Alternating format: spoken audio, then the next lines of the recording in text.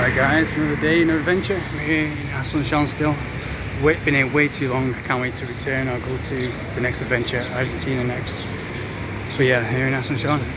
A little bit here, I'll tell you about the Paraguayan girls, because they're pretty much unknown. And it's no surprise because they keep to themselves a lot.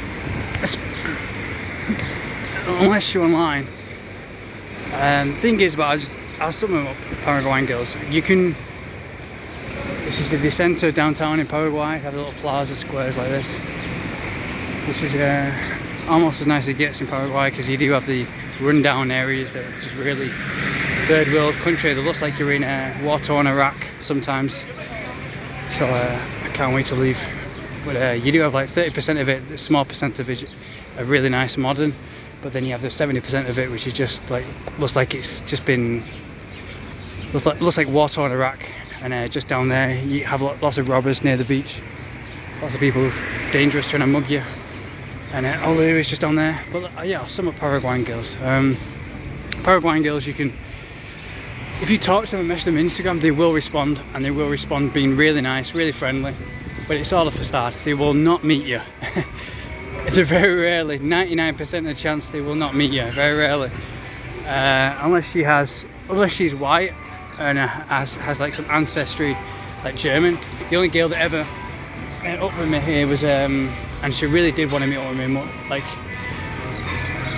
was a German kind of girl. But the Paraguayans themselves, the Latinos here, she's full-blooded Latina, like she has the complexion of a Latina. Most of the time she will not meet you. She'll just use it for online attention. I'm kind of sick of it. It's just such a waste. It's the biggest waste ever, you know, because they all end up miserable. They all end up like getting pregnant by the age of 20, and then their lives are over. They never go outside their country, and they're stuck in this third world hellhole. And they think this is paradise. They think this is really nice, but it isn't. They haven't seen anywhere else in comparison, so this is all they know. They don't know how crap it is and how full of crap it is, because it's just the people here. I'm saying all the bad points because obviously there's good points. Like everywhere, there's good points and bad points. So if you're watching this video and you're Paraguay and say, "Oh, you hate my country," I say, "Fuck off! I don't give a shit." I say the truth because every place has got. I can say the bad points about Manchester, England right now, and I can also say the good points. There's always good and bad of everything. But the bad here is just absolutely stupid. The way they're so weak and stay within their own limitations.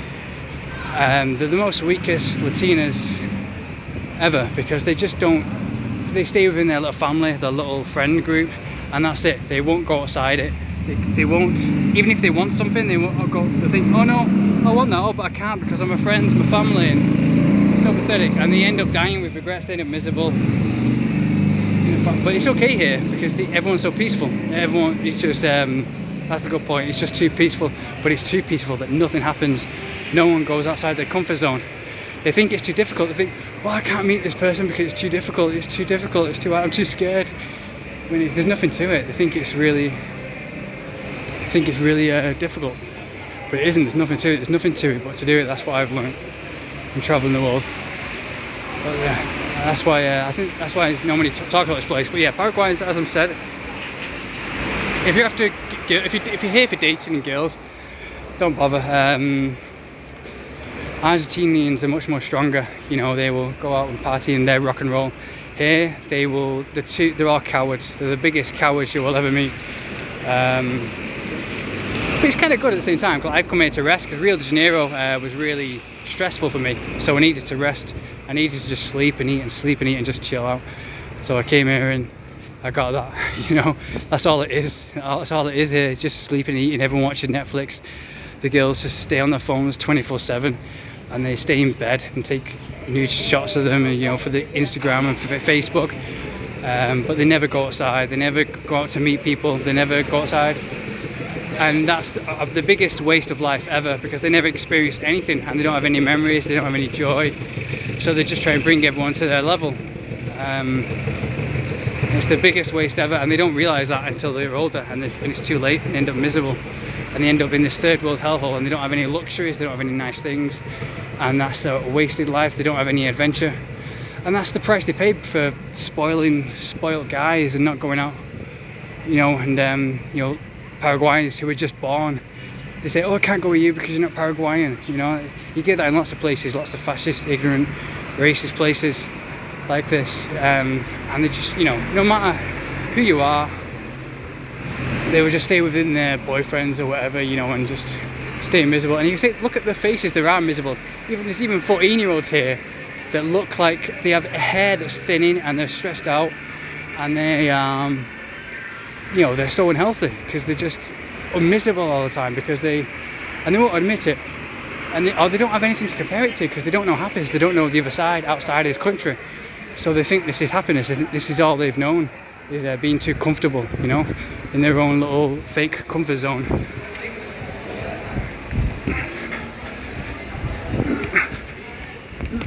Sorry, jumping over there. But yeah, this is all they've known. But yeah, they will sex you. They will talk to you about anything. Like, you can message them now, and like a lot of them will sex you, and they'll be the Latinas that will sext, but they will not meet you. They're just be the biggest cowards and the biggest waste of life ever, which is the reason why they don't succeed. If you want to come to a place and you want to figure out if the people are going to meet and if you're going to have a fun time and adventures and fulfill pleasures and desires and fulfill adventures and, you know, fulfill dreams and have a good time with people, and, you know, which you're not here. You just got to look at the people, whether they have achieved anything. And obviously Paraguay has achieved anything, you know. It hasn't developed at all. I mean, the people here, they're really nice. And you're thinking, why are these nice people stuck in a miserable, disgusting Iraqi? It obviously doesn't look like this here, but, you know, most of the place, it does look like, it looks like war-torn Iraq. Why are these nice Latinos stuck in here? And you got to think, well, obviously, because if you want to achieve something, you have to do it. You have to not go through the comfort zone, because it's easy. All you have to do is just get up and do it. But they don't do anything. They stay within their fake comfort zones and their fake lies and their religion and family and all the bullshit that's taught to them since birth, so they don't achieve anything. Because obviously everything that's worth achieving is through fear, you know. Everything we want, everybody knows this, everybody wants, everything we want is on the other side of fear. But they don't. They stay within their own race, their own limitations, their own borders, and they're subconsciously the most racist, fascist, ignorant people you will ever meet. They may not look like on the surface, they'll be all nice and warm, like, hey, how are you? You're really nice. They're much more nicer than Argentinians, but at least Argentinians are kick ass and they do things. That's my hotel up there, and this is the main plaza, which I come to train every day. But yeah, they don't do anything. They will sex you in bed, and you might think, oh, this girl's really into me, I can't wait to go to Paraguay. That's what I was like when I was in Rio de Janeiro. I can't wait to go to Paraguay, I'm going to have lots of girls there, lots of options. But when you come here, it's like, oh no, I don't want to meet you now, change my mind. And they turn absolutely crazy, and they wonder why they're miserable. They have these 15-year-olds here and 14-year-olds that have the faces of 50-year-olds or 70-year-olds, you know. Their eyes are all black and they're wrinkly and the skin and the hair's thinning. And that's because they don't fulfill desires. That's because they stay in bed and eat sugar all the time and you know, eat bad food. The food is, you know, really terrible. It's hard to get any vegetables or anything on the go. They eat sugar and pastries all the time, and they obey society, they obey TV, they obey everything that's fed to them, and they don't understand that everything that's being fed to them through media and society is just to get them to be miserable. And they don't realise that until they're 40 years old and get their own brain of their own, and then that's when it's over. That's when, you know, their life is over and it's like game over for them, because obviously they probably hit the wall around 20 years old here with the bad diet.